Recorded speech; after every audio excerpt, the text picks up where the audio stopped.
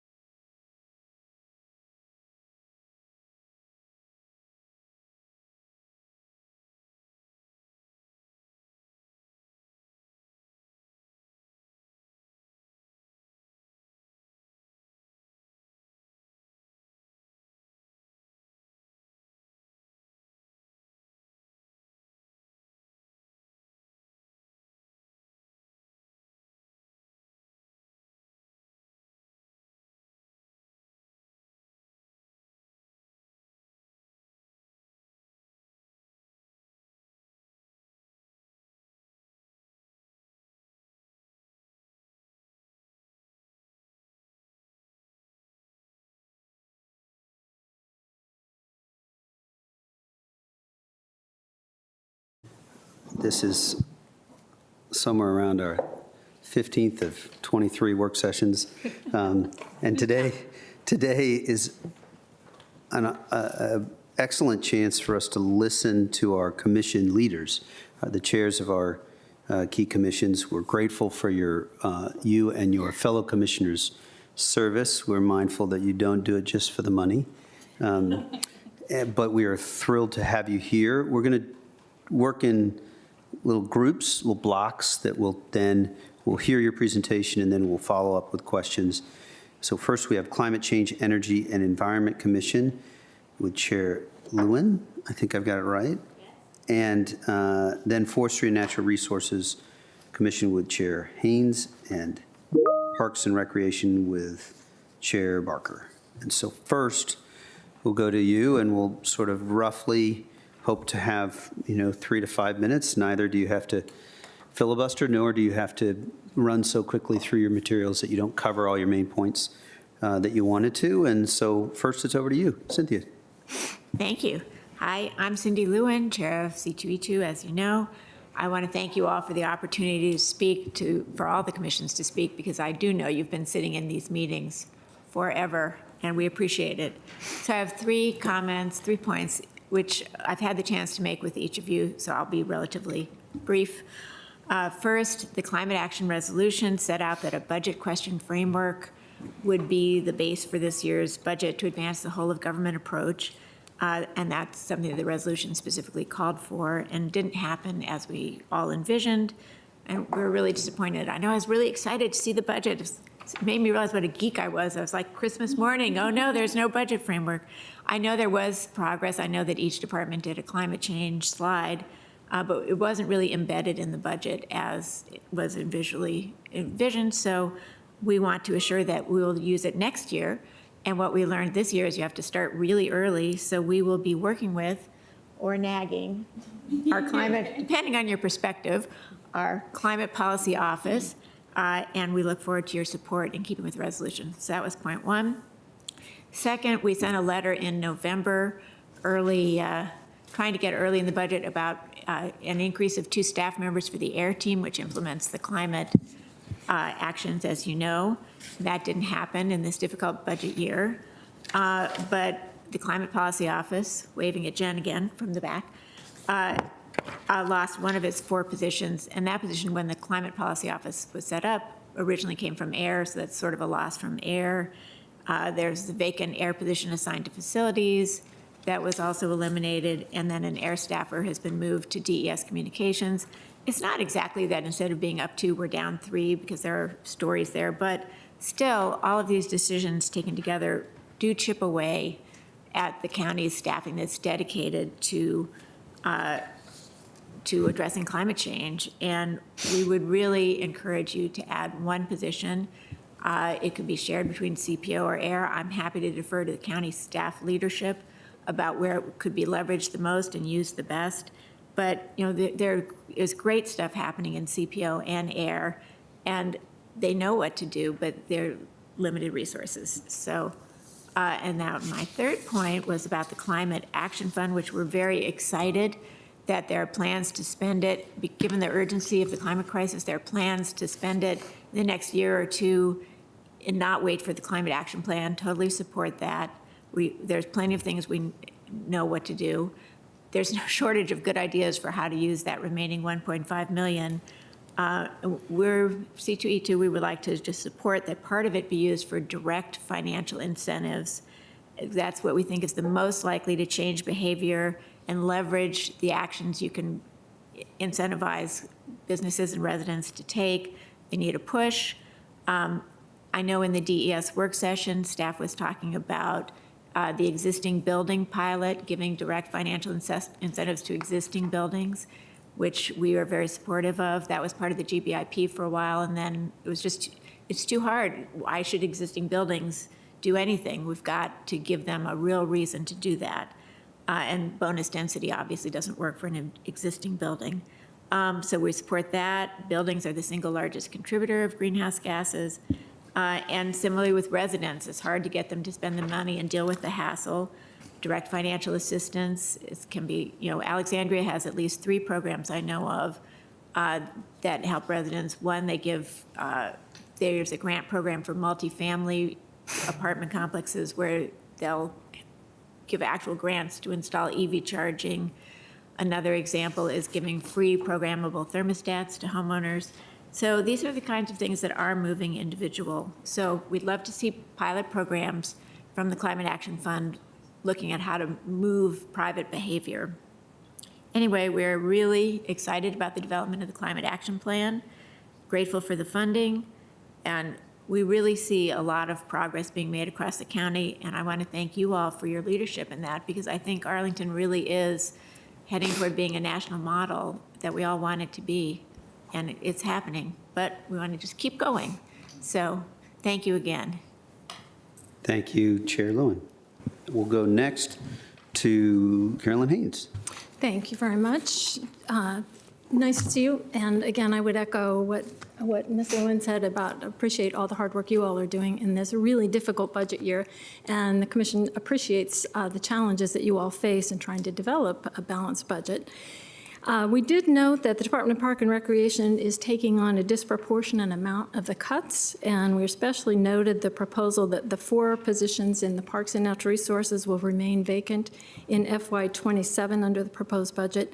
We're especially concerned about the urban forester position and hope that these will be filled in the future and that this is just a temporary aberration on these positions. Actually, the Commission really wants to commend the county manager and the staff for the budget that they put together, because it really does acknowledge the investments in our natural capital and the importance of looking at this as a long-term proposition for all of the necessary elements to make this work so well. In particular, we're strongly support the funding for the invasive species management. We would love to see that built into the baseline budget, because it's difficult to do the multi-year planning for invasive species without having that ability to plan over the long haul. Also want to support the funding for ongoing deer management. This year, the first year, even though the weather didn't cooperate, the process seemed to work really well, and we'll be getting a more full report on that, but that's increasingly urgent to make sure that we can make sure our forests can be restored and regenerated by reducing the deer browse. Also very much support the Nature Center funding, and the programming there is returning to some of the pre-pandemic levels after being severely cut during COVID. And the Commission very much supports the continued funding there as an important community resource for environmental education for a very wide and diverse audience. We also support the contribution for the Northern Virginia Conservation Trust it continues Arlington's commitment to land conservation in our region and fulfills the commitment with the Memorandum of Agreement. We also obviously support the continued funding for tree canopy and tree watering. And I just wanted to point out that, as evidenced by the recent results of the Public Spaces Master Plan survey, the nature and outdoor programs were ranked as the second highest priority for Arlington residents, just behind fitness and wellness. And we know that the economic, environmental, and health benefits of having nearby nature in our community are absolutely critical. And as the population continues to grow and demand for these natural spaces increases, we feel it's really important to preserve and manage these spaces. And we appreciate the acknowledgement in this budget of that kind of long-term investment. So thank you. Thank you. And out of this round is Chair Barker. Jill. I brought a letter from us from November, which that's the possible. Thank you very much for allowing us to speak today, and I'm very pleased to make these comments. The PRC is very proud that the Department of Parks and Recreation won 2 nationally recognized awards this year, even in a very tight budget. The department has excellent leadership and skilled employees. We are also pleased with the continued emphasis on funding programs for at-risk youth and summer campers that need subsidies to attend. The recent strategies and funding are working, and thank you for the continued support in fiscal year 27. We are very unhappy, however, with the decrease in invasive plant removal funding. Oh, yeah. Thank you. Okay. Thank you, You can hear, Takas. you heard me, right? Do I have to read? You're okay. Yeah, absolutely, but, the universe. Oh, the universe. Okay, that's very important. Hello, universe. Thank you. I said a lot of great things, but now I'm saying what I'm unhappy about. Unfortunately, we're unhappy about the decrease in the invasive plant removal funding in the operating budget from the high of $300,000 in fiscal year 25 to $100,000 last year and going forward. In the November 18th, 2025 letter that I just passed around, we requested that you guys give budget guidance to acknowledge the billions of dollars that Arlington's natural land provides in financial and intangible benefits by increasing the funding in both the operating and capital budgets for invasive plant removal. I realize we're not talking about the capital budget today, but I'm going to mention it. County-owned public spaces, even without any structures and improvements, are valued in the billions of dollars. And a county report on the 2016 tree canopy survey, it might be even more now, estimated the value of just our trees at $1.4 billion.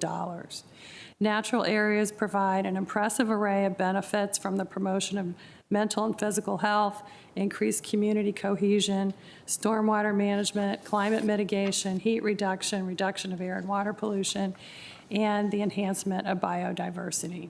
So PRC is requesting the $300,000 in the fiscal 27 operating budget, and that the $1.5 million of funding in the capital budget under the Natural Resiliency Program be expanded and redirected to invasive plant removal and native planting projects.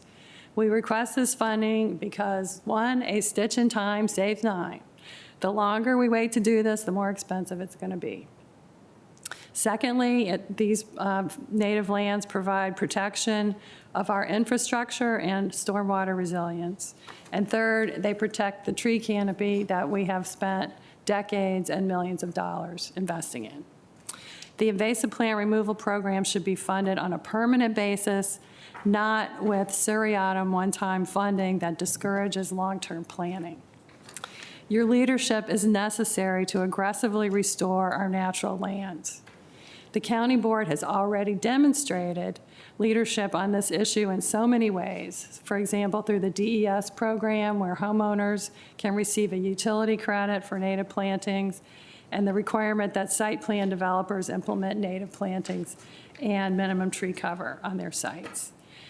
Not only that, thousands of volunteers hours are poured into our parks every year by members of ARMN, Eco Action Arlington, the Northern Virginia Bird Club, and other groups. We invite you to join us. A groundswell of support is growing for native plant restoration due to these education projects. We are asking for a very small percentage less than 1% of the value that these lands provide to be invested in the preservation for future generations. In furtherance of maintaining our natural capital, PRC is pleased that the proposed budget includes funding for the deer management program, the tree watering and maintenance program, the Northern Virginia Conservation Trust, and the Tree Canopy Fund. However, a more permanent solution for funding the Tree Canopy Fund should be found. PRC is comfortable with the proposed fee increases for programs because the county is committed to making sure no one is ever turned away for the inability to pay. But we look forward to analyzing the DPR cost recovery formula once it is updated. We regret but understand the austerity measures, including the closing of the Barcroft Center and the gymnastics program, but we ask that the center be reopened as expeditiously as possible. Many of our parks, fields, and gyms are already oversubscribed, and increased use is on the horizon because of all the increased density housing that we're going to site plans over. So leaving facilities vacant should be avoided as much as possible. We really appreciate all your hard work, and thank you for letting me speak. Thank you each for sharing your thoughts and doing so succinctly, but also fully. I will open it up should colleagues have questions. And I am willing to filibuster, but I do not intend to like to actually have questions. Mr. Karantonis. Thank you. First of all, I believe this is the right moment to profusely thank the members of the commission for taking innumerable hours and giving us their talent and expertise and time. I have a specific question for C2E2. We are not only, balancing the budget and trying to get there, but we are giving also budget guidance for the way forward.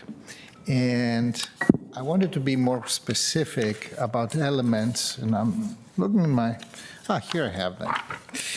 Elements of guidance that we could get into the guidance in how to make more operational the climate, the growing of climate competence within different departments, because in order to report and budget for that, I suppose, or at least I assume, that you have to have something happening before that, right? Which on the departmental level. So as we are discussing the climate action plan, I was thinking of three things. One is to actually encourage different departments to name or to focus to somebody who will be actually responsible for climate action in each department, and somehow be visible and be able to articulate or work towards goals and pathways to accomplish these goals. Therefore, at some point, they will translate into budget requests. The second thing that I was thinking is, and that's something that, as an advisory commission, you could be very helpful with, to discuss a little bit what we see as good examples, as state-of-the-art examples of climate action leadership in other jurisdictions, both here as well as internationally. The third item is to maybe narrow the scope and at this time narrow the aperture in what leading initiatives could be, because in climate action, normally what we see is you take one thing and then you learn a lot, right? You do heat pumps, or you do solar installations, or you do tree canopy intensively, and then in the process you have you learn a lot. So how is that enough, or what am I missing? I think that's great. I think that. Here, you want to just turn on the mic? Right, sorry. I think the staff has done a lot of looking at other jurisdictions, and I think also that the three advocacy organizations have provided some climate models from other jurisdictions. But would you like us to, we see a lot of great ideas out there. We haven't, we don't I can look at these Alexandria programs and think they would work great here, and heck, why don't we do those? But I don't know that those are the best, but I'm happy to provide information about those to the staff team. So we could do more work on that and get back to you with some proposed budget guidance, if that would be helpful. Yes, it would be, because at the same time, we have the climate action plan right now before Right. our residents. So providing early leadership in that helps both. And so I would be really very thankful for that. Okay, happy to do that. Thank you. Thank you, Mr. Carantonis. Ms. Cunningham. I would echo my thanks as well, both to each of you and to my colleagues for letting me liaise with each of you this year. It's been really fun. So I just have two questions. I think one isn't really a budget question, but we don't get to grill you in this fashion otherwise. But for C2E2 in particular, I know there's been some conversation about the SPRC process and how we can make sure to get your input earlier. We're working on standard site plan conditions, which will help with that a little bit. But we've also got adaptive reuse, and I know sometimes it feels too late. So is there anything you want to lift up for the five of us while you have us about what's working, what's not working, what you wish we could do differently, if there is anything? Well, that is a very timely question, because at the planning committee, because we wrote a letter that you all got, because there is the Waverly Ridge SPRC right now where they did not provide any sustainability information, and we sent you a letter last week saying, we think that if the developer refuses to provide sustainability information, they just shouldn't be allowed to go through that part of the SPRC process, the meeting number 2, where sustainability is considered, until they have. And in fact, Nia Bagley, who was the chair, last night, you guys maybe this is hot gossip, but last night, she moved to reject that project. And we were very, very appreciative of that, because if we don't, it's one thing to decide that this is all that the project can do and we need the housing and whatever. It's another thing just not even to know. So we would love that kind of rule or staff policy that, and it just said to be provided later. Well, when is later? Because it's pretty late after you've already approved the project. I think our leverage is pretty much too late at that point. So I think that would, we've complained about getting information late. But developers have been providing it earlier, and I think that's thanks to planning staff pushing for it earlier, because in that online engagement, which is the first step, we've taken to ignoring the 100-character limit and just sending a list of stuff that we want, and we've been getting it, and it's been great. It's been so helpful. We've talked about, what if we moved the sustainability to the first SPRC meeting instead of the second? We've talked about having these projects come to C2E2 separately, the way they go to the Transportation Commission. But I don't think we need to do that. There is an SPRC with sustainability on the agenda. I think that will work if we can get the information posted when it is supposed to be, and then we can write letters and get additional information so the issues are fully developed by the time of the second SPRC. I mean, you're right, at some level, they need to bring in their contractors before they ever do site plans so that they can, we've heard that from Turner Construction and others, even before they start talking to the county, they need to be thinking about sustainability earlier.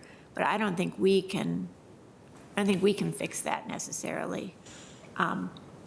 But yes, that would be helpful. I have two others. Do you want me to pass it along and back clean up? Go ahead. Just briefly on invasives, I know we've heard that from all three of you very consistently, and thank you for bringing the November letter.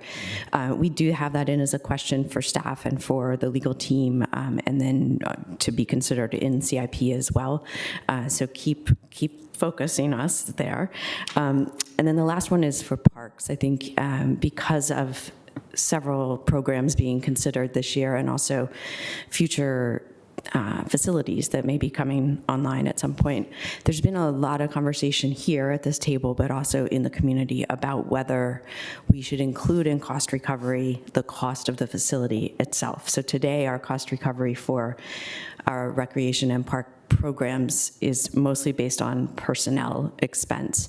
And I think I would put to the commission a question of whether we should change that or whether we should consider both pieces. I think we're hearing about it on Longbridge, we're hearing about it on Barcroft, we will be hearing about it on the boathouse, of how do we make sure that we have coverage for that. I think the theory to date has been we have facilities because we are the county and we want to have facilities, and then each activity has to cover itself within the facility. But we may need to reframe that, or at least recheck that we're good and can explain it to each other. That you want question or comments? comment? It's an opportunity for comment, but you do not have to. So it's also it's a request for work this year. So, but if there is comment, feel free. I have thought about this a little bit in the wake of the gymnastics and finding out that some of the college programs were using this space and providing revenue for it. But after reflecting on what we want as a county, what we want is our kids and our users to have as much of the resources as possible. So I would caution us about how we approach that in terms of the revenues and at the per student level. I'm not sure that that's always going to be right. I will say that as far as I know, DPR has been working on their cost recovery. They were supposed to have it done. They have a formula. They were supposed to have an update done last year, but they didn't hit that target. So that will be coming out, and I'm sure they'll be thinking that through. But it might differ from one program to the next as well, Yeah. I think it's just something to keep in mind, and it's been a lively discussion this year, so it's good to roll it into the cost recovery explanation at least. That's it. Thank you. Count me as interested in guidance with respect to that particular question. It might operationalize the budget piece, and it will take work. Take to heart some of the concerns that you mentioned regarding the budget process, that there's been some growth, but not everywhere we want to go. Ms. Coffey. Yeah, I'll keep it short because thankfully, honestly, nothing of what you've shared today is like breaking news. We've talked about these things a lot before, which is good because breaking news at this stage could really shake things up. So just echoing the thanks across the board. I know you volunteer a lot of your time for this, and it really does matter. And we have all of your letters printed and out here. And the one thing that I will just flag is on the Climate Action Fund kind of direction. This is one of the areas I've already pinned for our CBO staff to go into budget guidance. I think it is ripe for some degree of specificity from us as to what it is that we want to see. And so your suggestions are very helpful and noted, and hopefully we can make something work there. But thank you. Thank you, Vice Chair Coffey, and it's great to hear and learn in real time that that's one of your guidance items. We're working on the numbers quite a bit, and we also have a plan and a focus on our guidance. Mr. Spain. Well, thank you, Mr. Chair, and to the illustrious chairs that have shown up before us today, thank you for being with us. One of these commissions I chaired last year, and it was a pleasure, Caroline, to be the liaison. I'm probably going to come at this a little bit differently because, yes, we have your letters, and there's a lot of information in there for us to digest. Some of the asks that you have laid out are areas whereby we are still in deliberation as a board, right? Whether that's the wood shop, whether that's the climate policy officer, whether that's, we've made some investment with the North Virginia Conservation Trust. So all that is still, kind of ongoing and in the air. I think, we've done something different this year, and I'll be, thinking about this as this is my second year on here. I believe wholeheartedly that your thoughts, your desires, your concerns that you have were probably well suited at the time when we have appropriate departments here. Because right now, quite honestly, we're in the fourth quarter of this ball game when it comes to budget. And for us to try to figure all this out, and some of this are letters that we just received, it just, for me, it's just a lot to digest. But what I will ask you this, because I go to a lot of these commissions, and this is for everyone. I'm concerned about participation, representation, modeling within your commissions.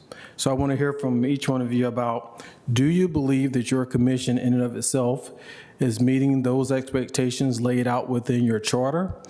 How do you feel about attendance?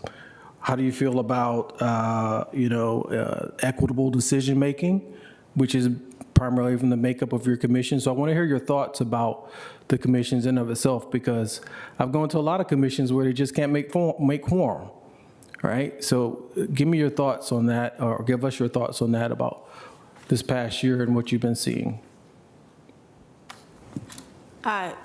That's a big question and a great question.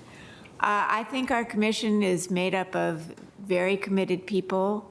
I think we've worked hard to try to get diverse expertise. Also, we've worked hard to try to get diverse representation across the county, but we've been less successful at that. But even diverse expertise, I've been looking for a solid waste.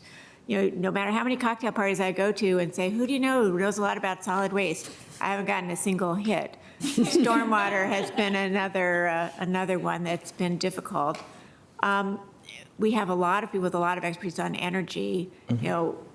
There is a certain amount of turnover too. One of our great gets was a woman who had been general counsel at the Secretary of the Department of Transportation, and she just had to resign because she became Wes Moore's Secretary of Transportation for the state of Maryland.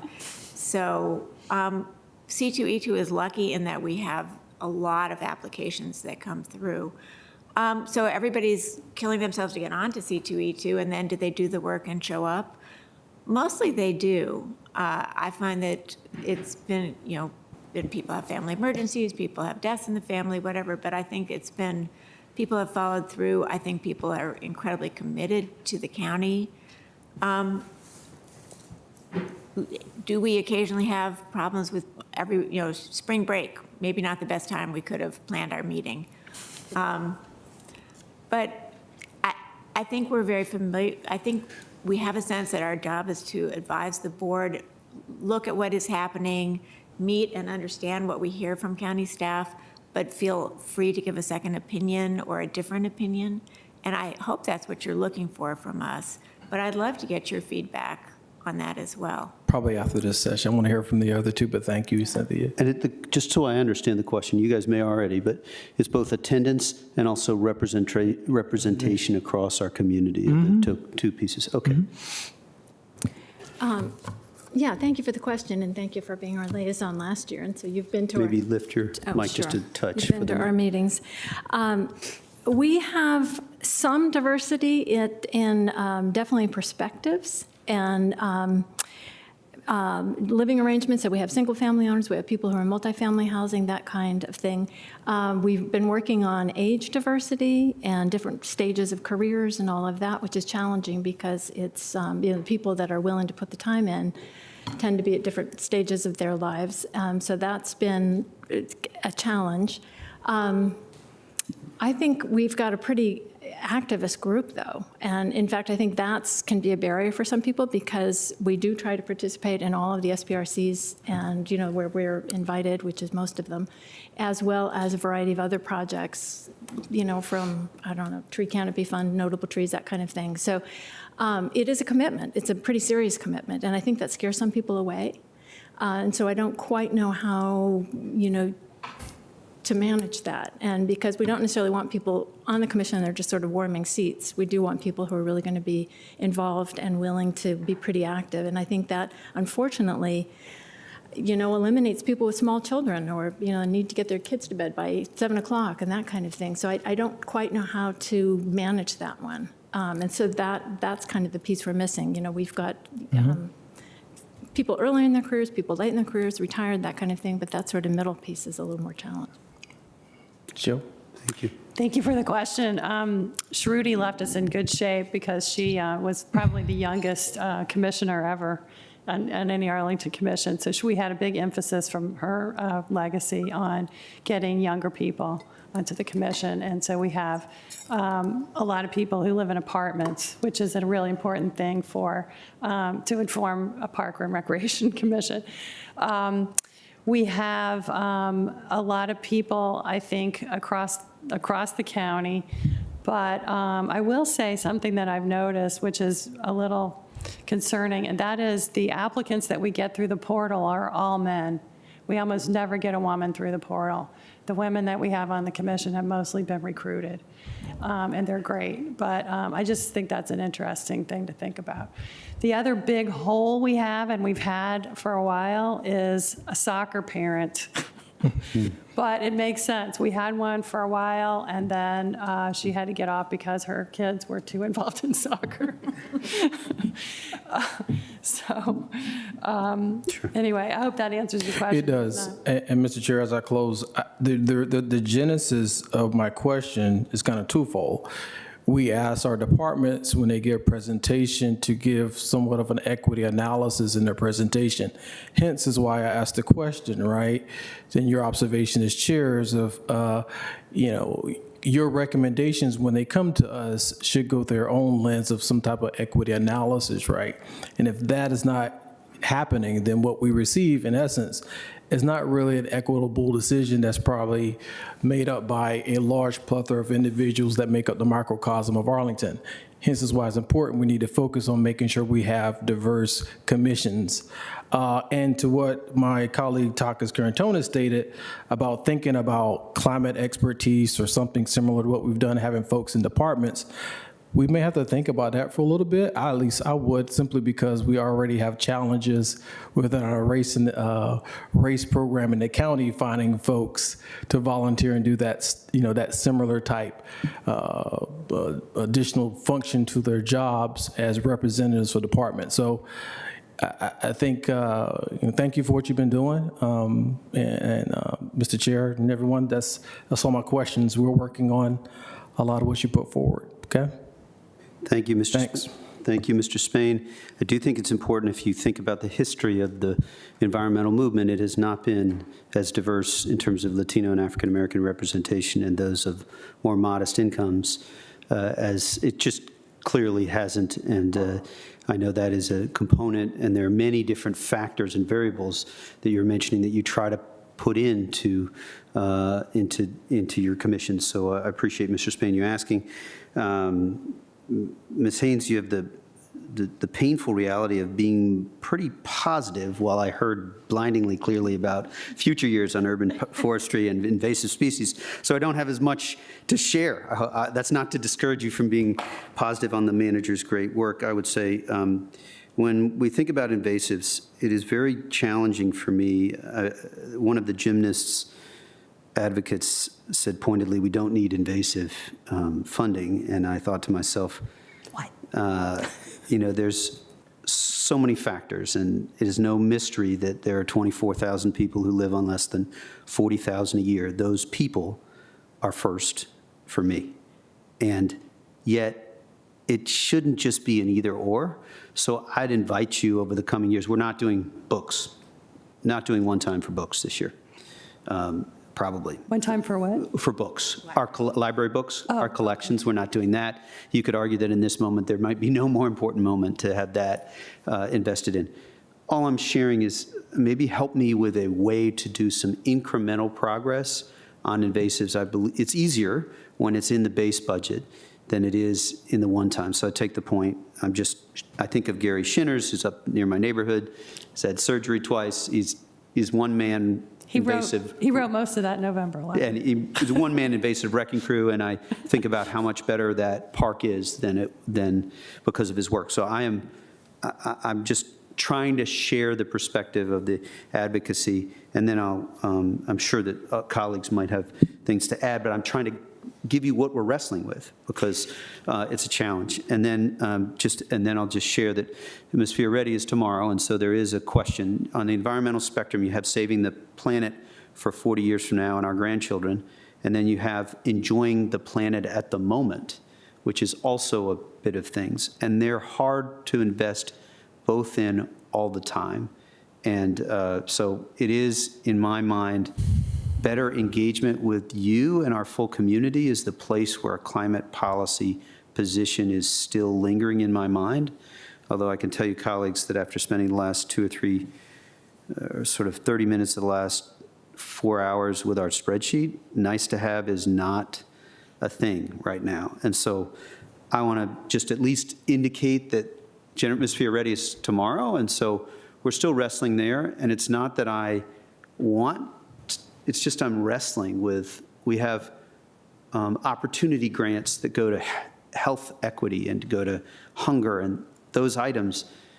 And simultaneously, we have to serve all objectives, but it's not both and on everything. Sometimes it's a tension with either or that we're really struggling with, and that's what makes, but I want to give you the last word, because I just wanted to be honest while also hoping to be graceful or gracious in not trespassing on something so critical. It's just, this is what we hear, and you mentioned gymnastics in your remarks, but you ought to close if you want to add anything on basic. Well, nothing against gymnastics from me, even with that remark. But Sure.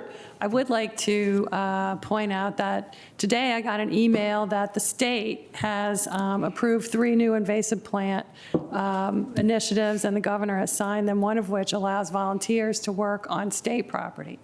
Last year, there was an initiative that was passed through the government at the state level that allows volunteers to work on local property. This is not something Arlington has yet picked up and run with. But there are, I think I could probably create a company or a co-op and charge all these hundreds of people who volunteer $20 each, and we would pay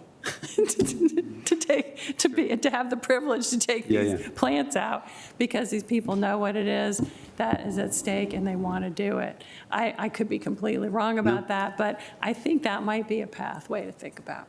That's If you could totally come fair. up with a pilot program that's funded, that has money in it for chemicals, but also you're going to need some staffing, because running volunteer efforts is staffing intensive. There's just no way around You it. have to have the infrastructure in order to build the volunteers. Well, that's certainly relevant, and I'm mindful that the colleagues don't need me pontificating about what we can't do. And I also, you've got an innovative model, and I'd love to see what we can. But grateful for all of the work, and mindful that it takes a ton of time to be a chair, having been one in another life for commissions. It is, you don't get paid by the minute or the hour or the day. So thank you so much, and we will Mr. continue. Chair, I think Ms. Cunningham has. I did not see. I saw you lean No, forward. I was just going to, on that point of invasives, just share, I think Parks team shared with us last year that it's typically a 3-year cycle. So for bamboo in particular, which is our most challenging invasive, if you just do it 1 year, it's like you're rolling a really big boulder up to the top of the hill and then just standing there and letting go. And so it is maybe not the best use of funds. So one thing that, when we appropriated $300,000, there was some narrative of doing 2 things. First, of doing a thrust, a targeted initiative.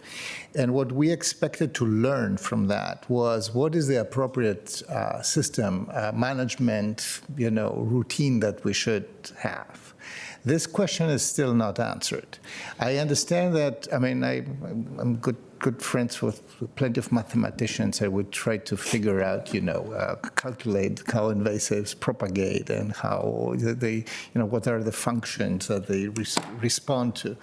And so there is a lot of geology, geomorphology, climate, moisture or not, dry periods or more moist periods, et cetera, species. So I don't know whether we are beginning to learn more about our ecosystem so that we can be more targeted in our management choices. The mix between professional... Is there a question coming? Yes, there is. The question is, how should we go about that? Is this something we should ask for your advice?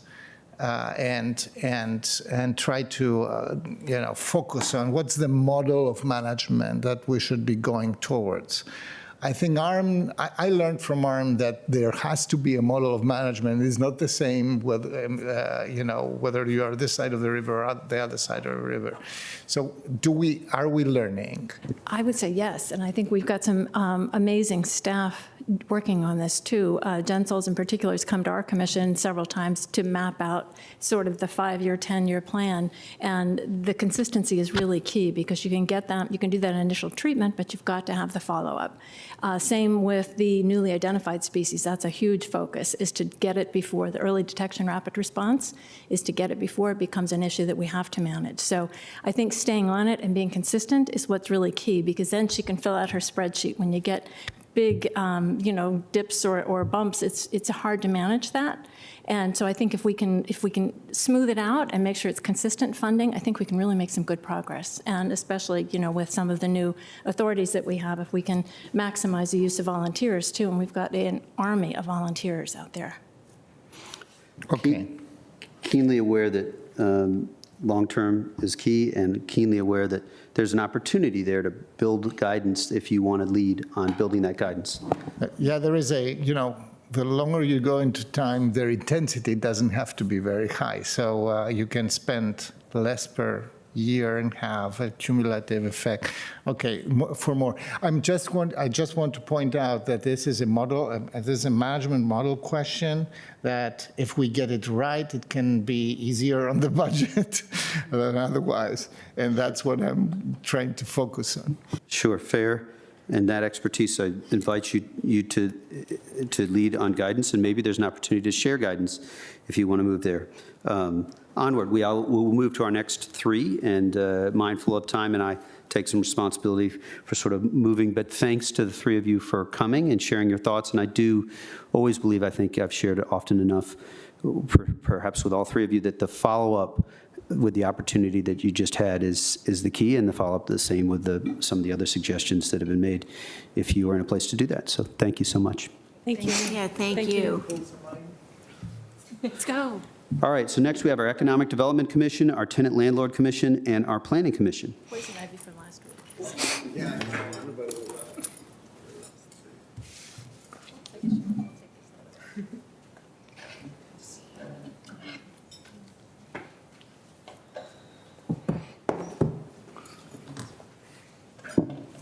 Great, so we'll offer you each a chance to, and we'll go through a round of questions. In addition, we'll offer you each a chance to share 2 or 3 minutes of your thoughts, and we'll start with our Economic Development Commission, Mr. Gregorius. Great.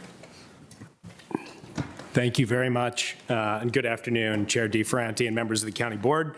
I'm Nick Gregorius, and I'm the Chair of the Economic Development Commission.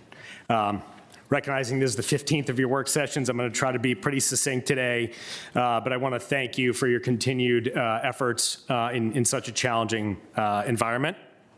Today I'm going to try to focus on a few central themes: flexibility, clarity, and transparency, which I think are going to be or continue to be of the utmost importance as it relates to economic development within the county. The Economic Development Commission fully recognizes how hard of an economic landscape it has been here. It's a topic of conversation during just about each of our 9 meetings this calendar year, as the region has continued to bear the brunt of a combination of macro and microeconomic changes and setbacks. We all unfortunately continue to operate in a prolonged environment of economic uncertainty, which is never a good thing for planning or private sector business investment. When I was brought onto the EDC 3 years ago in 2023, I was tasked with being the subject matter expert as it relates to commercial vacancy, particularly in the office economy. While the office economy is only one piece of our ecosystem, it has continued to lag other asset classes for a variety of reasons. What was once a major driving force of Arlington's tax base is compressing rapidly and will continue to do so, unfortunately, for the foreseeable future. You have all heard about increasing vacancy rates, decreasing assessed values, and general return to office trends, so I'm not going to pile on with those specific data points today. However, I do want to focus on how we at the EDC and I believe that we can create opportunity for a healthy future for all of us. In my brief time with you here today, I want to reiterate how critical it continues to be to make sure that Arlington is viewed as and operating as a business-friendly environment, providing clear guidance and clarity on regulations and policy while staying agile to continue to evolve to change in order to capture demand within this jurisdiction. In times like these, allocating budgets is extremely challenging. Each and every line item needs to be examined, and particularly with revenue shortages, the EDC encourages the board to support programs, initiatives which will foster economic growth, and provide return on investment over the coming years. Specifically, emphasizing that the AED Arlington Economic Development is a revenue generator for the county. The site selection process within the office world is hyper-competitive, and in my day job, I continue to have discussions with an increasing number of larger employers, considering Arlington along with a number of competitive national locations, all of which have robust economic development departments.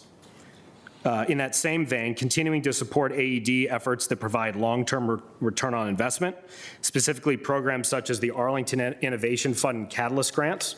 However, note that this is more on the demand side. On the supply side, arming AED with investor and capital allocator-friendly resources, providing support with data analytics and hyper-local information to help inform those who are making or considering making substantial investment in Arlington as opposed to other areas across the country or the world. The momentum and positive developments related to adaptive reuse must continue to be a focus, and we encourage the county board to view this as an opportunity to show additional creativity by allowing for more flexibility. For example, expanding the parameters which would allow more potential projects to be put into this expedited category to continue to emphasize the importance of speed to market and transparency of process.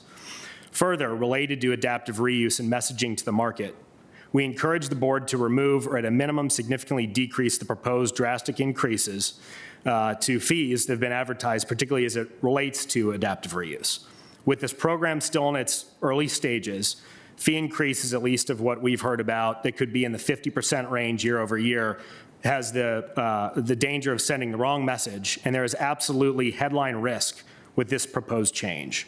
Further, we believe that providing transparency and simplicity related to this process will benefit the county from a cost perspective as to not repeatedly reinvent the wheel from project to project. Each and every project has the opportunity to make a significant impact on the fiscal health of the county, along with providing residents with more housing choice. I may be oversimplifying here, but in my opinion, much of what has been discussed boils down to supply and demand. We here at this table cannot create demand. However, what we can do is provide clear and consistent guidance, which makes investing in Arlington an easier business decision. Further investment in this community will lead to numerous benefits, including but not limited to healthier office economy, expedited removal of antiquated office products, I think boarded up storefronts, if you will, new housing supply between traditional development sites and adaptive reuse sites, not only providing with more housing stock, but a variety of housing stock with different unit mixes, price points, target demographics, et cetera. And opportunities for bite-sized conversions, transitioning from obsolete office into mixed-use projects, for example, retail to experiential retail, storage, multifamily, among other potential uses. Thank you for your time today. And we at the EDC understand you have a lot on your plate, as we all do, and appreciate the opportunity to be heard as we continue to make Arlington an all-around successful county. Thank you, Chair Gregorius. Now we'll turn to tenant landlord, Mr. Ferriera. Ferreira. It's all right. Oh, you'd think with DeFranti I'd do better. Go ahead. It's actually enunciated Ferreira, but no one can roll the R, so. Ferreira. Thank you all for the opportunity to address you all today.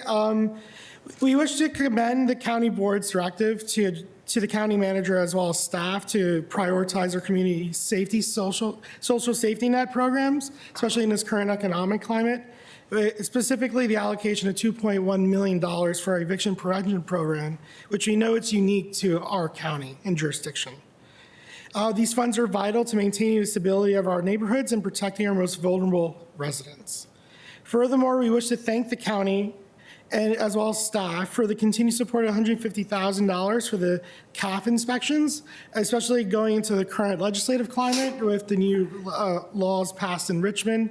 These would be ensure that we're able to equitable, safe, and high-quality housing within the county. Related to eviction prevention, we wish, if possible, and also if it's budget neutral, that the county explore a study on eviction prevention to see what we can do proactively in order to ensure that we can do the most with what the resources we have, and also what additional preventative measures we could put in place, either policy or otherwise. And lastly, while we know you all are in a difficult financial year with FY27, we concur with the county staff opinion for the elimination of the associate planner position, which is slated in the county manager's budget for $141,000, as well as the Arlington Neighborhood College for $20,000. However, we strongly advocate for the restoration of the vacant principal planner position for $167,000. As alluded to by staff, the loss of this position will significantly reduce capacity on that team by a quarter and strain the bandwidth of the team that's already operating at a diminished capacity. Thank you all for the opportunity to provide these comments and look forward to your questions. Thank you very much, Mr. Ferreira. Working on it. Sorry, folks. Lead on, Ms. Bagley. You're next. Thank you. Good afternoon, Mr. Chair and County Board members. For the record, Nia Bagley, Chair, Planning Commission. Several of our commission members attended the March 11th LRPC meeting, during which CPHD outlined their fiscal year 27 work plan and informed us there is a proposed staff reduction of 1 FTE. While we certainly are aware of your highly unenviable task of needing to trim expenses across the board, this is the second year in a row that CPHD is losing positions. However, staff anticipates there will be no decrease in the number of projects they will be reviewing. Further, because new projects do generate more property as well as often retail tax revenue for the county, we are very concerned that the reduction of this FTE could actually cost versus save money in the long run if projects are slowed down due to staffing, which we believe is already spread very thin. All of us hope there will be brighter budget days in the future, but are also aware of the lengthy request process which has to be followed in order to add back a needed FTE. As such, we respectfully request you look very closely at and, in the worst case scenario, ask you to consider freezing versus reducing the 1 FTE at this time. Thank you. Thank you very much for your comments as well. So colleagues, I know we have liaisons to individual commissions, and I know each of us would claim to be the biggest champions for your commission. But I also will pass the mic to see who would like to ask questions related to budget. Let's certainly questions as a focus, and if you have 2 questions, that's great. If you have 3, that's less great. Lead on, Vice Chair Coffey. Thanks. And on economic development, I think really the core, economic development's an expenditure, but it's also a driver of revenue. And I think one of the conversations we had with Kate and her team during the budget work session was around what should we be aiming for long term, right? If we know that taking off obsolete office is the right move right now, that's great, but where does it become? Where is the tipping point where we do still need some office? We do not want to get rid of all of our business and other economic activity here. We're never going to be 100% residential.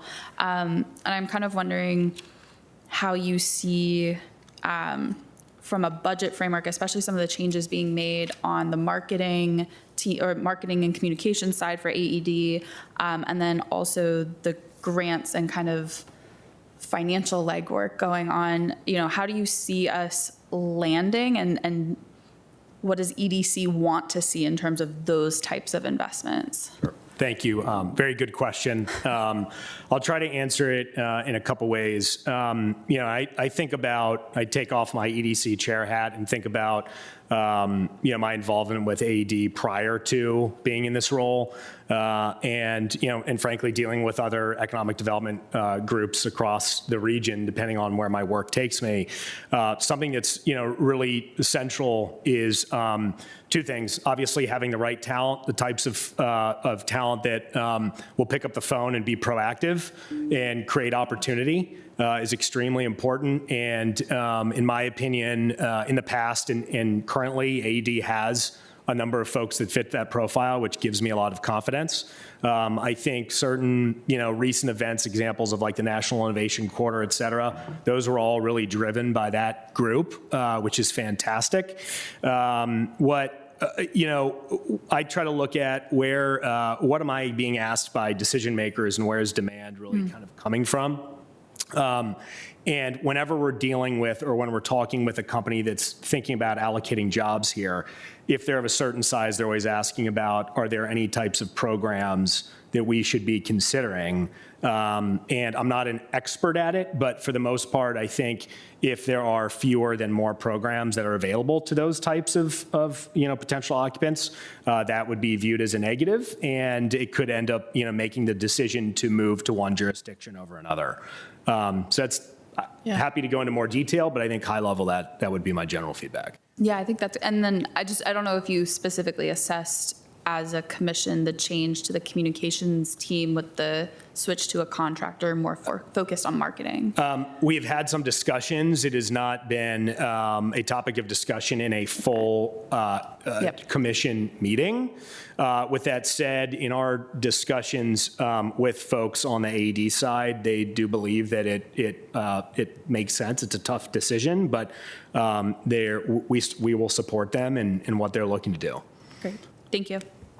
And just generally thanks to all of you, as we thanked our last set of commissioners as well. Thank you, Vice Chair Coffey. Mr. Karantonis. Thank you. So picking up on the comment of Ms. Coffey and the response, yeah, I understand that if we, in a conversation with, first-time encounter, first-time storefront encounter, where we say, oh, and here we have like 50 programs that you can take advantage of, even if you don't really need them, and they're completely. We always thought that we have a different strategy, like saying here, this is a place that has structural advantages. So what I hear from you saying is, we are actually not conveying their advantages in a convincing way, right? And that's maybe part of the discussion about what's the best way to communicate, what's the best way to market, to brand Arlington, et cetera, et cetera. Would you agree with that? I think that communication is good. It's been there, and the program, in the past, from my viewpoint, they've been very effective. But as more of a macro comment, with just the advances and adoption of technology, some of those built-in structural advantages that any geographic area may have had in the past, in my opinion, is compressed because of the ability to get from place to place pretty easily. It's very frequent now that when we're, in discussions with CEOs and CFOs, a lot of their hires, they're not in Arlington County, they're not in the DC area, they're elsewhere throughout the country. So it's just a very, it's been a rapid evolution. Because of that, there's a whole new set of challenges. Right. One of the challenges that I always found that is extra difficult is the diversification of our investment capture, right? Opening the aperture, so to say. That we started more than a decade and a half ago with that. Do you feel that? And today it's more important than ever because this is the key for resilience, right? Right.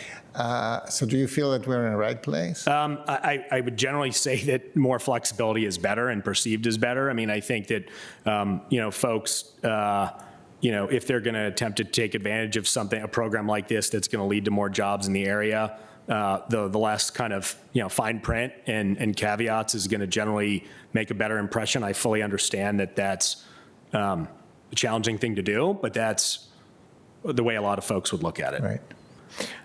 Thank you. Just as a footnote to that, the type of economic development agencies that we have in the region here is very different. Some are government agencies, others are kind of a independent, still government-owned entity, et cetera. This is something that I would invite to think about. Mr. Ferreira, the commission says, the commission proposes, and you convey that here, thank you for that we should study the eviction prevention strategy here. Is there something specific that we need to elicit from that, to understand better? because it has been a very tough, and as we look ahead, it's going to be tougher. So is there something specifically we want to know? Looking at, especially, it's concerning when we hear that the funds run out 3 days into the month for the fund that's allocated to it on a monthly basis, and staff have been trying to remedy that. To see how we can best stop eviction prior to that. I know some of our development partners are better at it than others, and so seeing what we can borrow from them and learn from our own partners in the county, and see if we can make those policies actually regulations, so they can actually work with the residents earlier on, rather than some of them just waiting until the resident lapses and then they're just taking them straight to court. So are we after best management practices here? I would say so, but again, we don't know what we don't know. There could be another jurisdiction nearby that's doing a little bit of a better job, or something that we can implement their best aspects of that project and bring it into our county.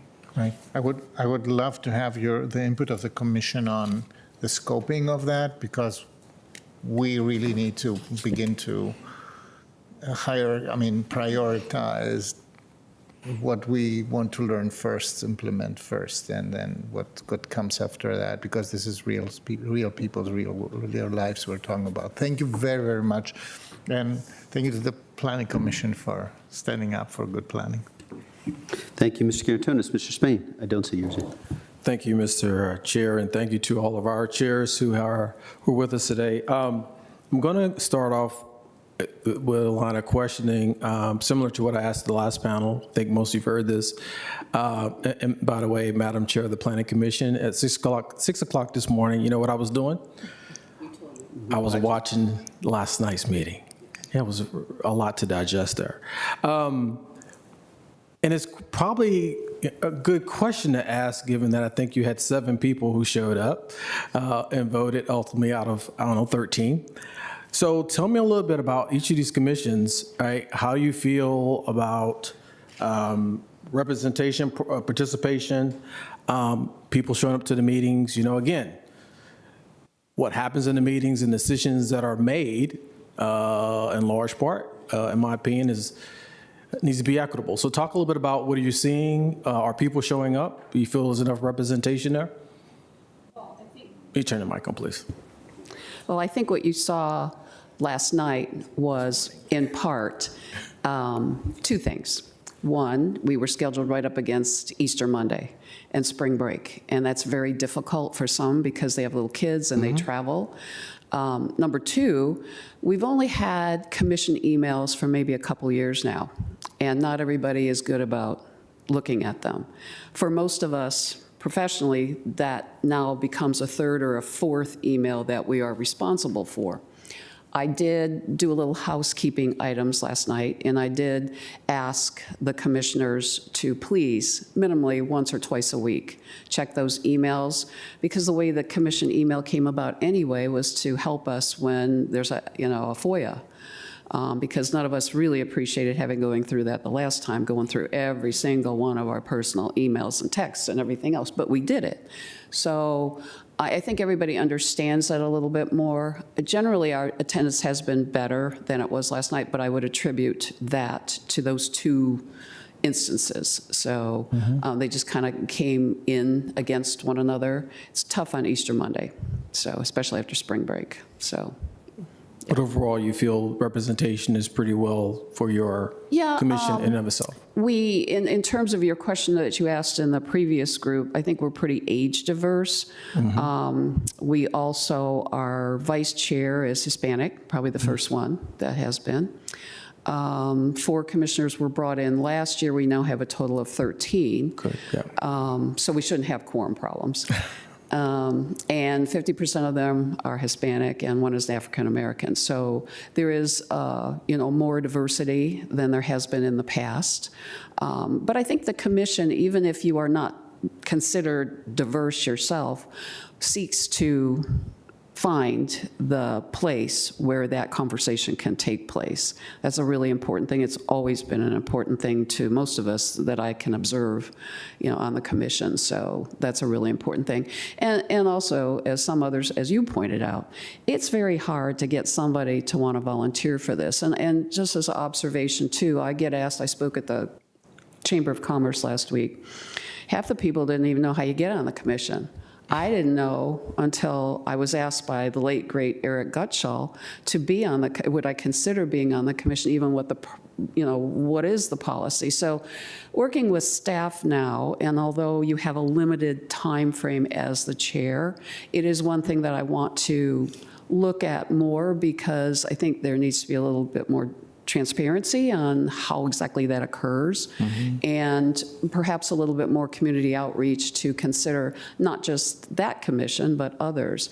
When I was at the chamber, I had one nice person come up to me and she says, I've really been thinking about being on economic development, but I don't want to have to, what kind of a time commitment am I making? And I said, and this is a conversation I had with my commission the previous month, where I stated at the beginning of the meeting that we don't expect them to be at every meeting. I don't think anybody can be at all the meetings unless you're retired, you don't have much of a life. It's just not possible. So, but there's a virtual option, and at the least thing you could do is, watch the hearings and stay up to date, check with the chair when the chair sends out the, the summary of what to expect before you get to the, to the meeting. So there are a number of things that I think are happening internally that, we're working on that. So hopefully that answers your question. Want to hear from Tenant-Landlord, and then Nick, you thought I was going to come to you first? No. Go ahead. Andrew? Sure. I echo my colleagues' sentiments regarding our commission and regarding diversity. We are, I think one thing I strive for is, and we've always strived for, is to be more socioeconomically diverse. However, I know that's sometimes a burden, since if you're working a shift, that's an hour and a half or so that you're taking away out of your paycheck.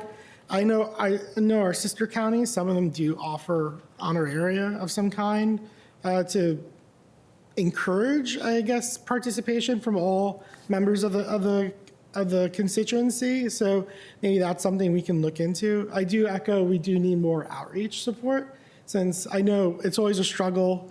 I mean, we all speak with you all as liaisons, and usually the pool is 3 or 4 individuals, and they're not really best suited to sit on the commission at times. Yeah, I will tell you, in my travels still today, Nia, there are folks who come up to me and ask the question, what, a commission? What do you mean? How do I get on that? So there's a lot of history behind that, but I want to hear from Nick. And Nick, it's been a pleasure serving as liaison to EDC, and we have our 5 pillars and goals within the strategic plan of AED. And we have a couple of vacancies that we're going to try to fill here, right? And I'm interviewing folks now, but to the question that I think came up earlier, outside of CMRI, and which is, something we're working on right now, what I'm looking for when I think you asked specifically flexibility, you need flexibility, clarity, and transparency. Really, that's how you started off. What are you looking at right now for the folks? What does the future hold in an innovative way, you think, for AED? Objective-wise, what should we be looking at?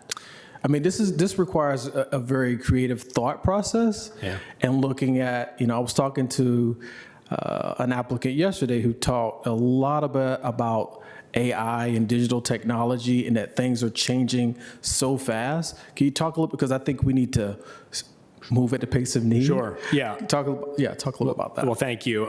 If I could start with the EDC and the makeup of that really quick, and I'm happy to go into anything else. But I think, if I were giving it a grade, I'd say where we are now is probably a B+. I feel pretty good, but there's always room for improvement.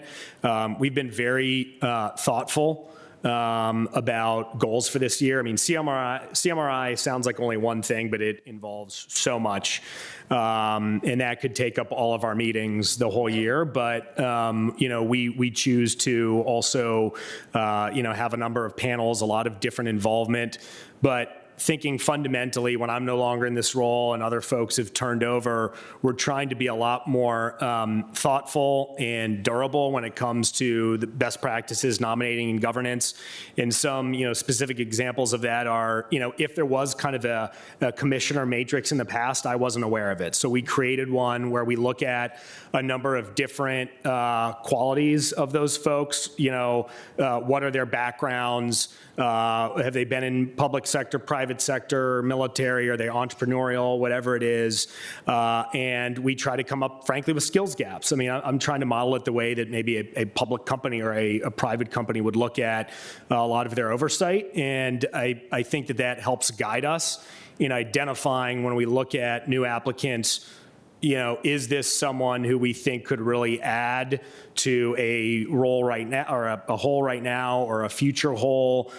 Another thing that is a little bit more subjective, but in my, this is my 4th year on this, beginning of my 2nd term, on EDC, when it relates to attendance and at the end of the day really being involved, I think that there are certain intersections of profile and what folks are doing in their day-to-day basis that can help drive their involvement or lack thereof. And it's a balance. So for example, if we get a bunch of CEOs on this, that's great, but they're going to be traveling on a very regular basis. So attendance is going to be tough. So what we're trying to focus on, among other things, is can we identify people that are local here where the bulk of their day-to-day business is within the local Arlington community, which would lead them to have a lot more kind of webs within the community, a lot more involvement, a lot more relationships, but at the same time, they're not getting on a plane or a train or somewhere else and going to be gone most of the time.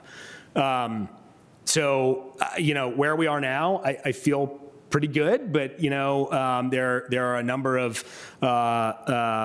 good applicants right now that we're reviewing. We always need to be looking for great people. So that's how I would generally answer. If I missed anything, I'm happy to. We have some really good applicants. We'll talk. We'll continue to talk. And I think the makeup of the commission should be, across the board diverse, right? Even from small business to CEOs, Absolutely. to folks from the community, to labor, to I think there's some aspects that have been perhaps missing in the past. And so I'm glad we're working together to kind of right-size that. All right? Likewise. Thanks. Thank you. Thank you, Mr. Spain. With that, I'll just add, I got the opportunity to join you at the early morning, I think in January, and it was excellent, your preparation then and your leadership. I'm struck by the 6 chairs in this room and how we're very, very fortunate to have each of you. Andrew, your predecessor became a personal friend. He didn't want the job, but he took it, and then he took it forever. And you have more than filled issues in a very different style, and super grateful. And Nia, you had the wisdom once to say that you were not thinking that you would ever wish to run for office, and therefore you were forever a wise soul in my world. But beyond that, leading the Planning Commission is a huge contribution. Substantively, all I will say is I didn't walk into this meeting, this conversation, being in a place to freeze the one principal planner position. There is some alignment between almost all 3 of you, but certainly the 2 of you. I know there is a cost to freezing a position. I don't want to over-signal that we know what will happen 18 or a year from now when we're building the next budget, but at least I'm one that is swayed and wanted to indicate that in addition to being able to talk, I can listen to and hear the thoughts that you have. But for each of the 3 of you, thank you so much. We'll try to keep going as we go to our next 3 who are with us, but thanks to each of you very much. And we have Mr. Marroquin, and we have, I don't know if Mr. Cornfield or Mr. Way, you both are participating remotely. Oh, sorry, my apologies.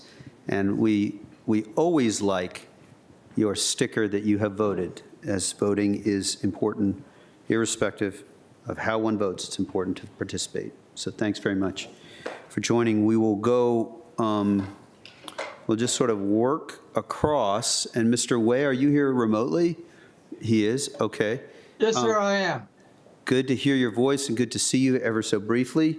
Why don't we start today with Mr. Cornfield and then go to Mr. Marroquin and then to you, Mr. Way. And thank you for your leadership of the Technology Advisory Commission. over to you to share your thoughts, Mr. Cornfield. Thank you. Oh, there we go. I'm not so good with technology. Thank you for the opportunity to talk to you all. I want to summarize recent recommendations that the commission has submitted to the county board, and then conclude with a proposal to create civic use case teams that would help the county derive maximum community and fiscal benefits through the development of AVA and other AI-related tools.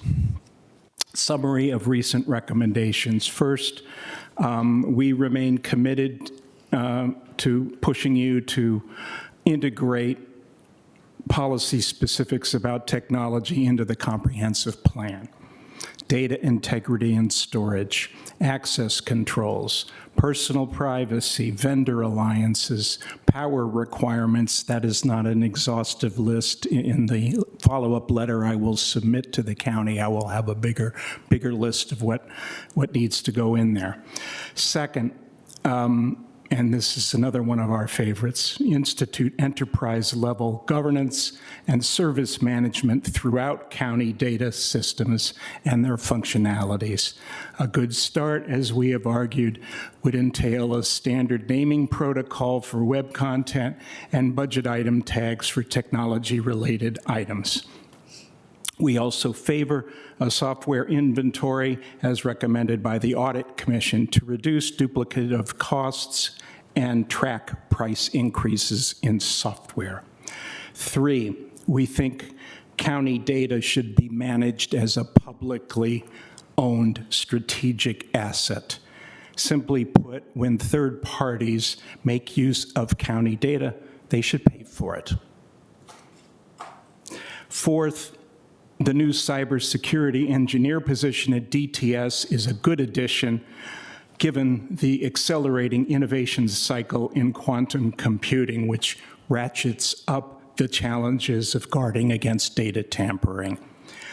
That ratchet took a big turn yesterday while I was writing this, when Anthropic released Claude Mythos Preview, which the company regards as so dangerous to cybersecurity that it only released it to a few dozen other companies.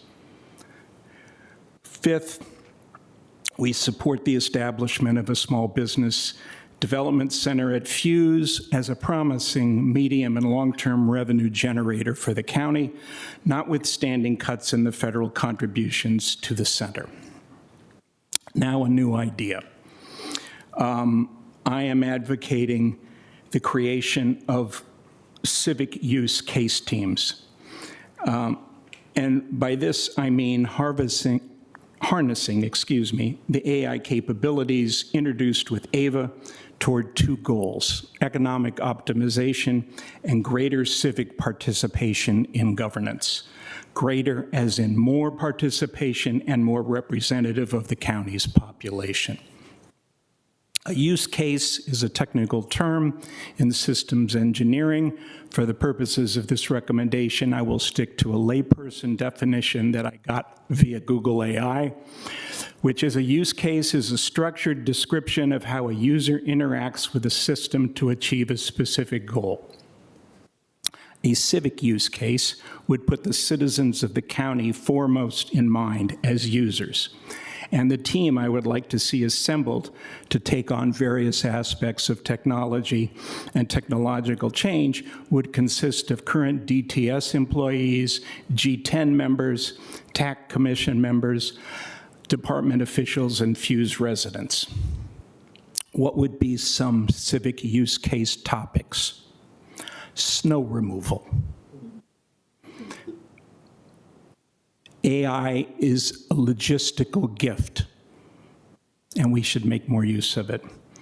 Privacy right awareness. I don't think most people in this county or in this country are aware of what their privacy rights are, and in the Commonwealth, we have a new privacy right law from 2023. I bet most people have no idea what's in it, let alone how to evoke it. Housing assistance, that's a tough one. EMT dispatching, that's like snow removal, that's a logistical matter. And small business startups, which is the one I would suggest is the prototype. Now, in each case, in each use case, the team would look to discern what works in terms of efficiency, education, engagement, and equity. We need to reach more low information citizens. Let me anticipate Mr. Spain's question. Our commission is extremely diverse with one big exception. Everybody on it is highly educated and technically adept. That is not representative of the county, and we need to make concerted efforts, not just within our commission, but, and I think with the help of AI, to get more people and more different kinds of people engaged in public affairs. So expenditures, I think, would be minimal on this idea, except as teamwork, absorbed county employee time. Savings and revenues, I couldn't begin to tell you how much we could save.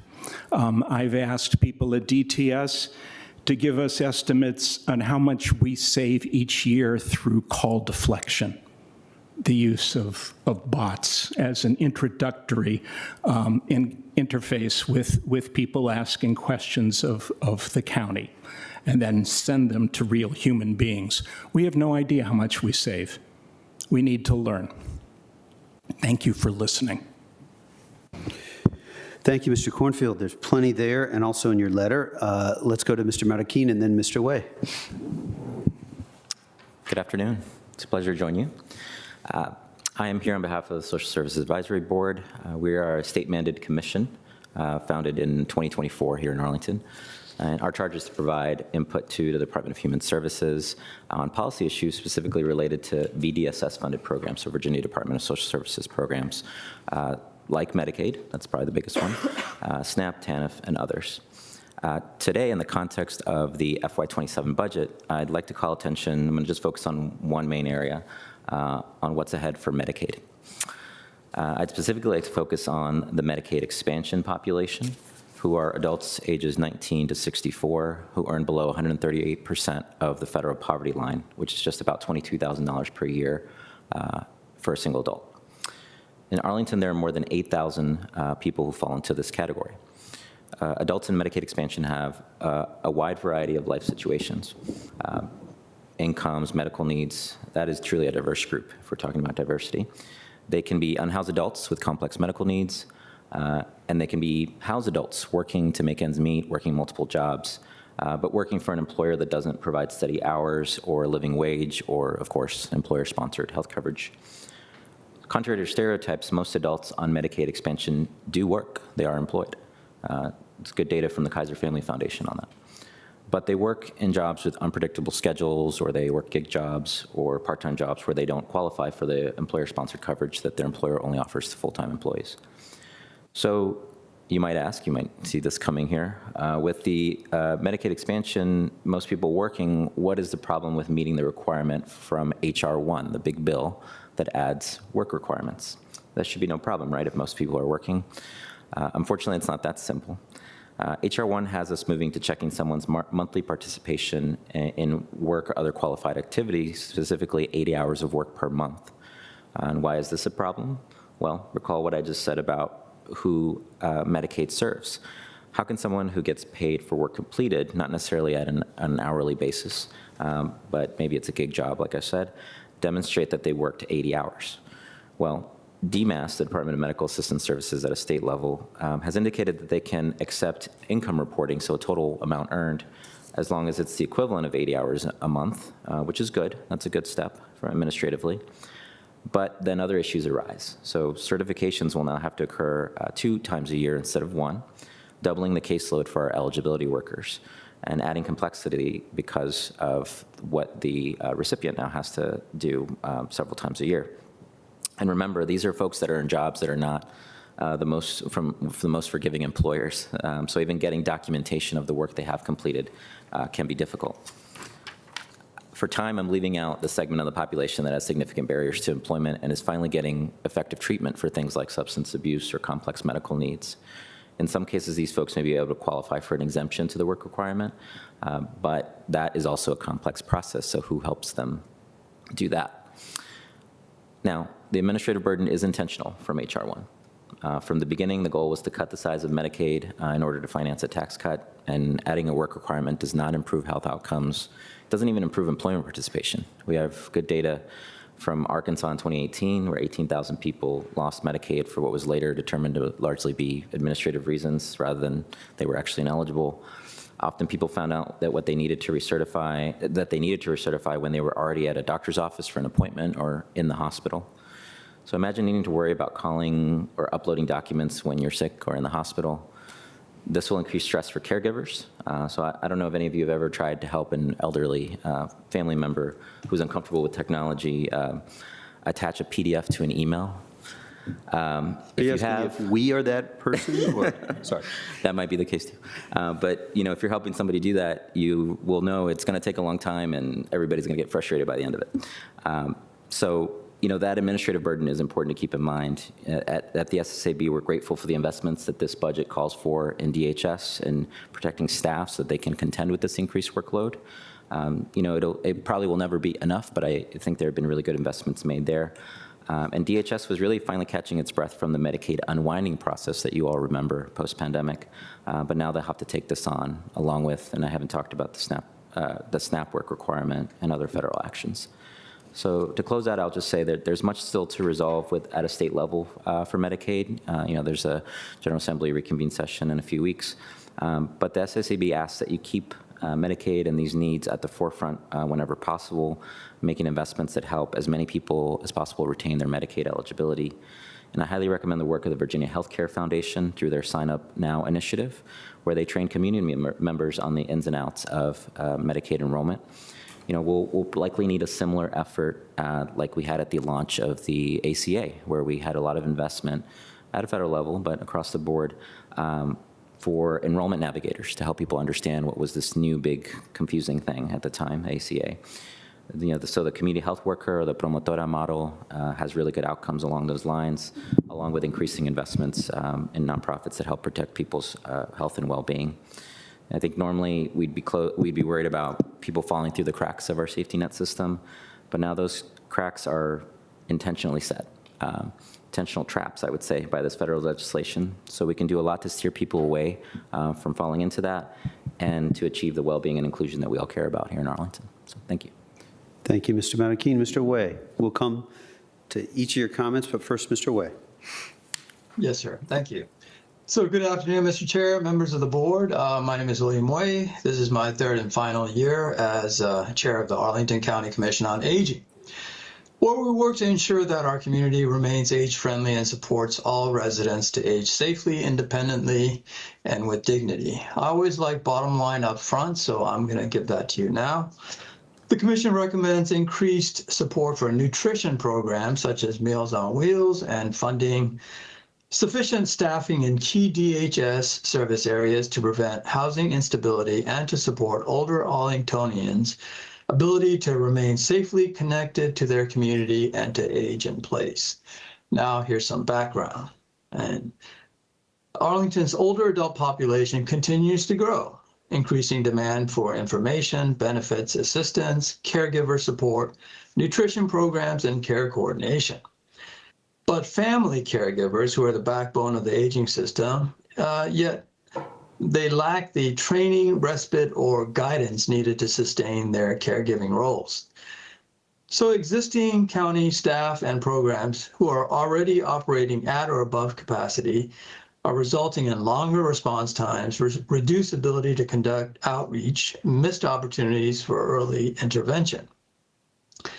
And that's why your FY27 budget is an opportunity to proactively invest in services and infrastructure that allow older adults to remain healthy, independent, and connected. So in that context, Commission on Aging respectfully encourages the board to consider targeted, proactive investments that help stabilize older Arlingtonians as their needs continue to escalate in the current environment. Commission recommends increased support for nutrition programs such as Meals on Wheels and sufficient funding for staffing in key DHS service areas, including Aging and Disability Resource Center, nursing case management, and adult services to respond to the growing demand. These investments will help prevent housing instability and support older Arlingtonians' ability to remain safely connected to their community and age in place.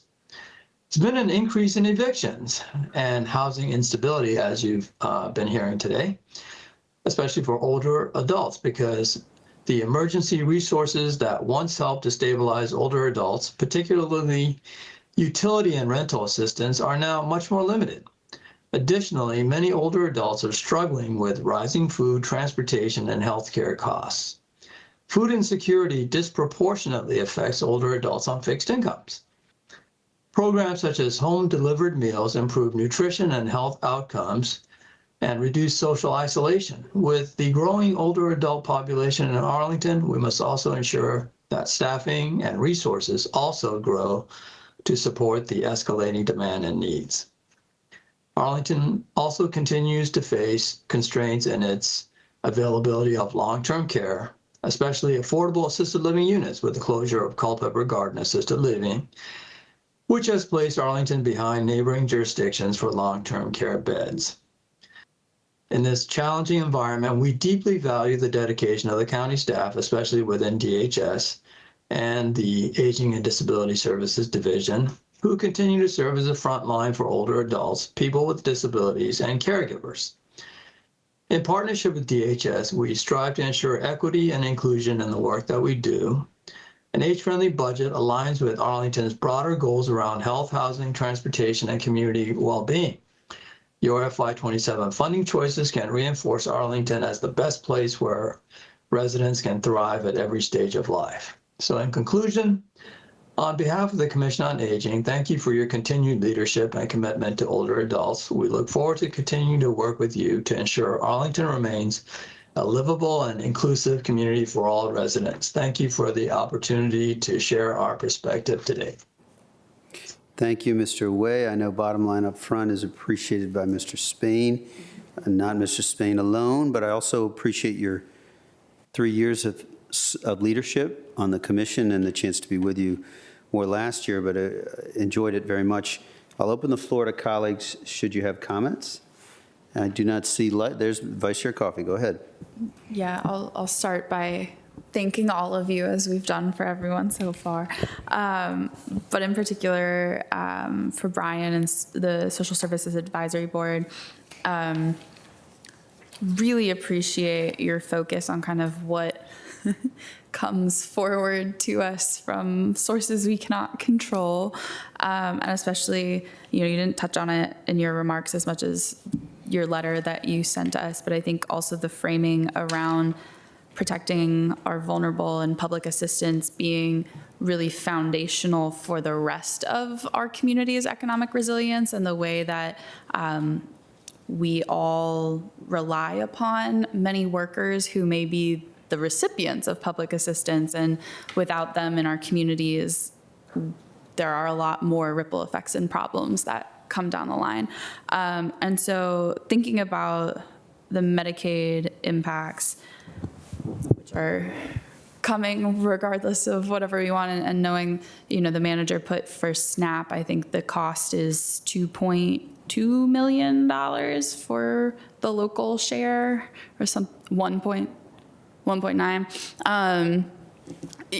I think it's really key that we are thinking ahead about this. And I wonder if you have any thoughts about, there's kind of the inside the county side of this, of making sure maybe we do invest in enrollment or case management to make sure that people get the assistance that they are entitled to get, even if we're making it harder. Well, we're not, but folks are making it harder for them to get it. But then there's also the network of external nonprofits and stakeholder groups and folks that are doing the work on the ground and with people already. And I wonder if you have any thoughts about how we fund, especially on the healthcare side, some of those nonprofit partners, and what we could do better there. Because I think that's an area where I perceive our external county partnerships are weaker than in other areas of our social safety net? Yeah, I think that's, I sort of broadly said investments in nonprofits because there are the ones that provide, there are ones specifically that provide the health services, and I think increasing investment, matching the scale of the problems is essential going forward. If we can't do it immediately in this budget, I think we have to be prepared to do it as the challenges come in the coming months or later this year. But I think that there's also the other sort of corollary services that maybe aren't health at first, but still help people understand what resources are available. I think there are many people that are just going to opt out of health services altogether. I mean, the alternative to Medicaid, especially if you're at a certain income level, you might be told, well, apply for a plan on the marketplace on an ACA. The problem is the subsidies for that have also been greatly diminished. So even if you get the most max subsidy and the least expensive plan on the ACA, then you have significant copays and deductibles. And somebody's making a rational choice about, well, I'm paying this, I'm getting some help, but I'm not going to go pay $65 for a specialist visit.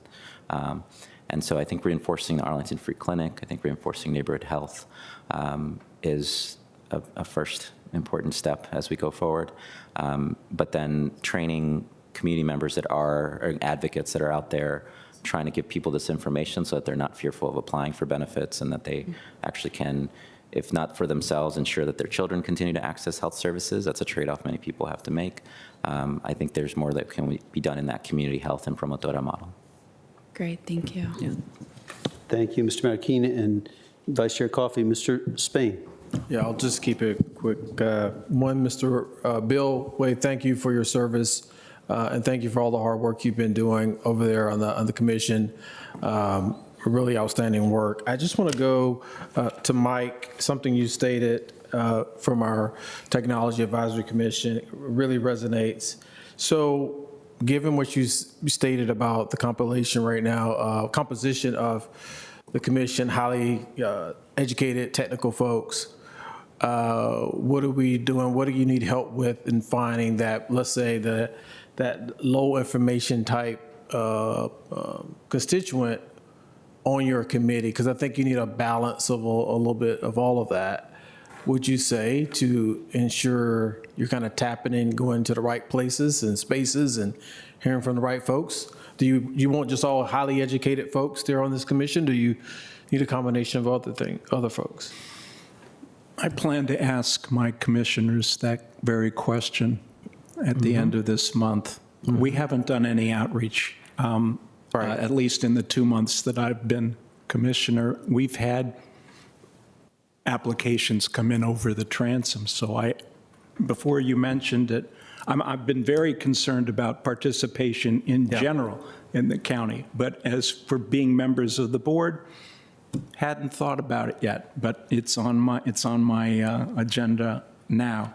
And I think we have the capacity to do outreach, and we will. Thank you. Thank you, Mr. Chair. Thank you, Mr. Spain. Mr. Carantonis. Thank you, Mr. Chair.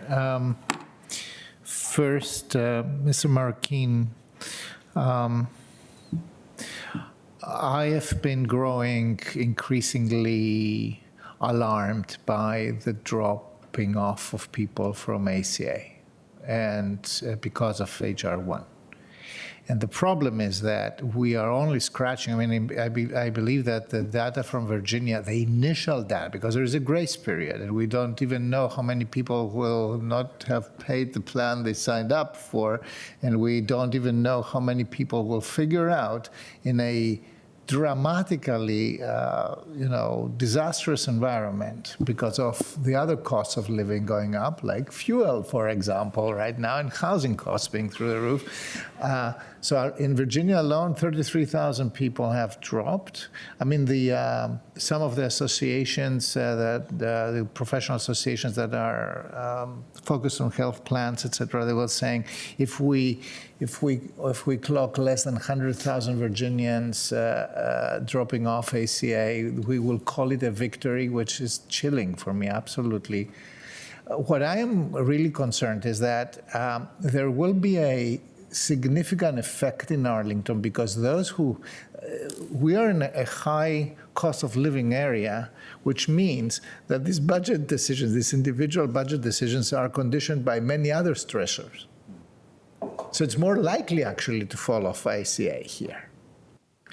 And so my question is whether, and on your board, this begins to be there begins to be concern that certain services, especially, for example, supporting strategically and structurally supporting the free clinic. There are business models, delivery models that we had, like, for example, neighborhood health, that depends on Medicaid, right? And that's less available right now. So therefore, we are going back to the original delivery systems, like the free clinic, whether we should be focusing on that more than we do today. Yeah, I think that's a helpful framing of the challenge, because even though, again, our lens to SSAB is Medicaid, but ACA is, I think, very closely related to the challenge here. And we in Arlington, we do not provide primarily the county-funded primary care as the tool that we're that are delivered by county services. Some neighboring jurisdictions do, and what the challenge here now is with these changes to both Medicaid and ACA. It's actually more of like a pay me now or pay me later kind of problem when it comes to health expenses, which is those folks that forego care are still going to go to the emergency room when they need the care. And that is more costly for everyone, not only harmful and sometimes traumatizing for folks to have to wait that long to treat a medical issue. So I think the challenge then becomes, if we want to respond to that and use the safety net to do so, are we doing so in a preventative fashion? Are we doing it because the free clinic can engage folks not only in their medical care, but they have case management and other connections to other resources? And I think neighborhood health is a distinct model, and like you said, it's very reliant on Medicaid. They have to make their budget work as well. So if there are fewer folks with Medicaid, they may have to increase the cost share from their sliding scale, which would also turn folks away if they can't make that trade-off because they're dealing with rent and other challenges. So I do think that's a large structural question that maybe we can't fully define right now in this budget cycle. But I do think this is going to be a challenge that happens for the next several years. So I think we should be having that conversation about, an increased county investment in preventative care. Right.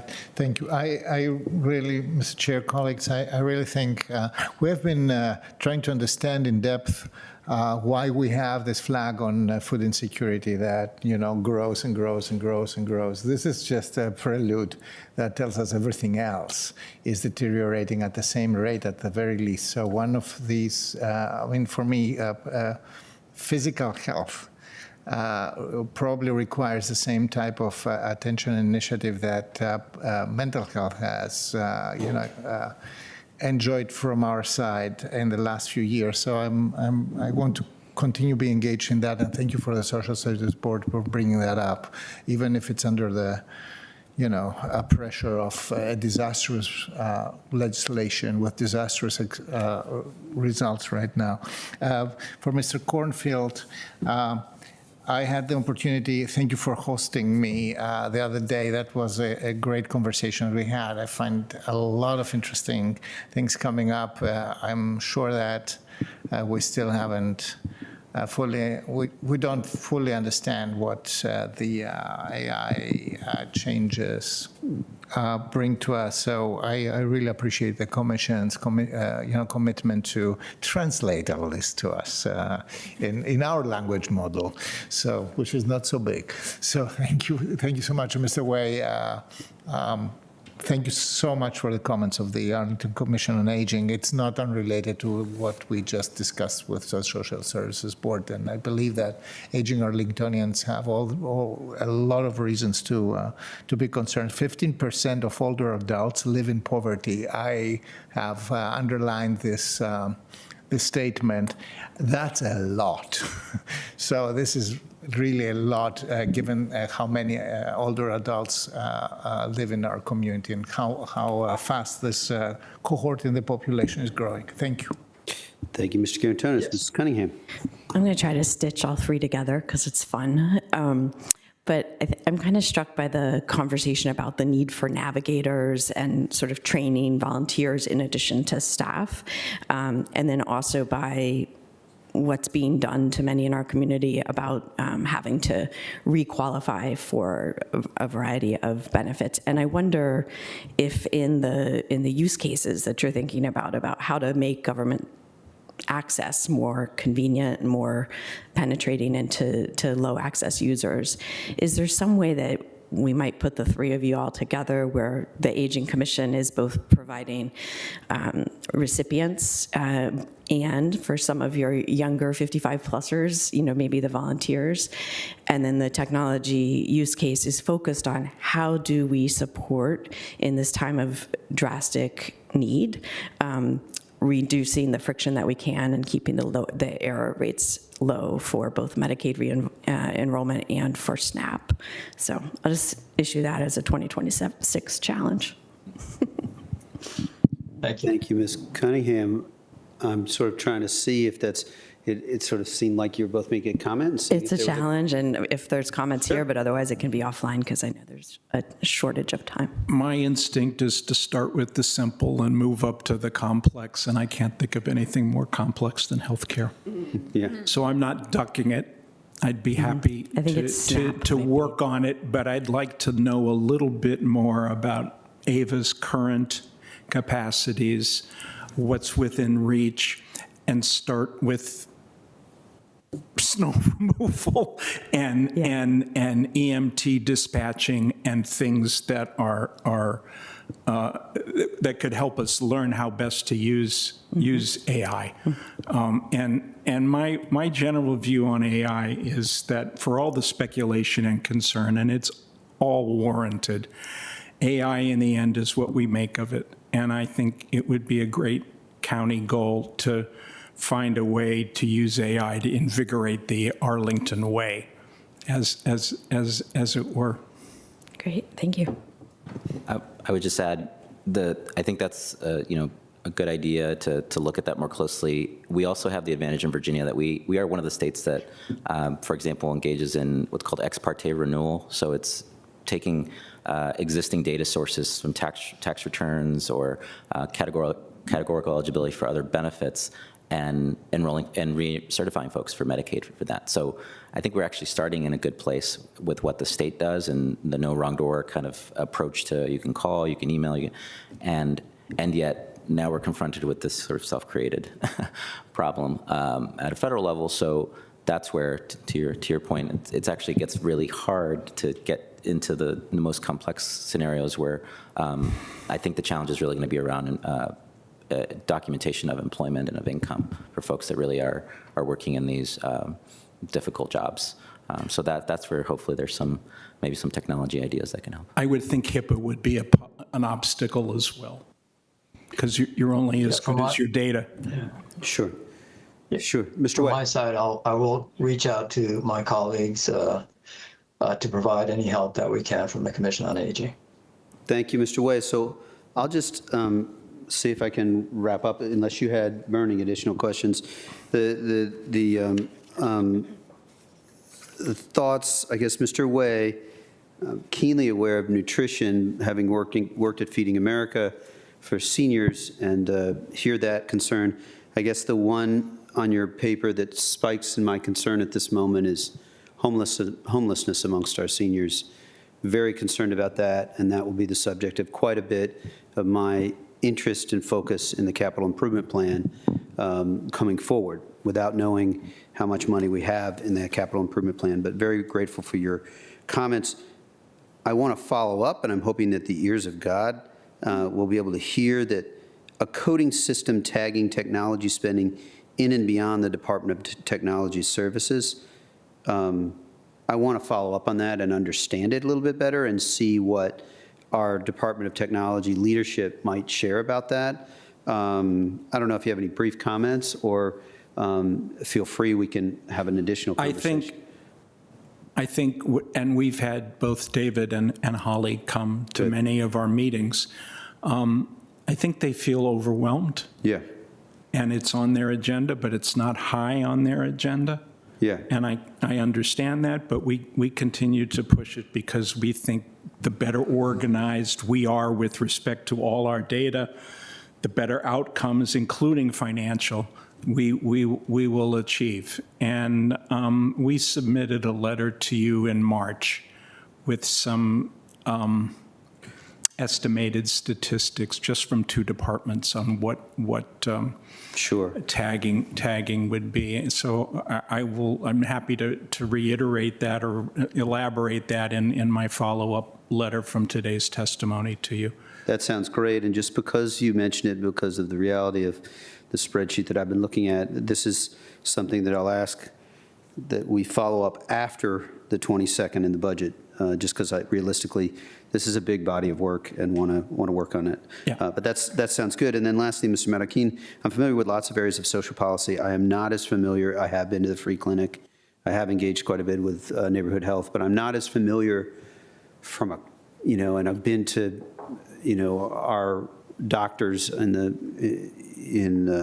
Syfax, Sequoia, and aware of what we have at Arlington Mill. I am not as familiar with the operational pieces of Medicaid, as I would like to be, and so I'll go to the Health Foundation, but I invite you after the 22nd at some point. I need to get tactilely understanding of what this looks and feels like with HR 1 beyond sort of my policy understanding of what a foolish piece of legislation I believe it is. And then I would just say that grateful for the work, and to align with Mr. Carantonis, I've said it a number of times, I am going to be putting forward language that addresses health equity as guidance, so that we start this work as a matter of system. So that's plenty for me. I think that concludes for colleagues, except the three of you accept our thanks again. We are very lucky to have your leadership as chairs of your commissions. We're grateful for your service to Arlington. And with that, we're adjourned for this afternoon. Yes, go ahead. Are we adjourned or recessed? Recessed? Sure, we're recessed until this afternoon. Thank you for keeping me on time, the two of you, and on target. I'll ask the attorney if there was a material difference between recessed and adjourned, but you got it right. We're adjourned. Go. Recess. We're recessed for all three of you. We're recessed until 6 o'clock tonight. Adjourned until Thank you. Thank you. So, just on. Take on health. No. He said You're right.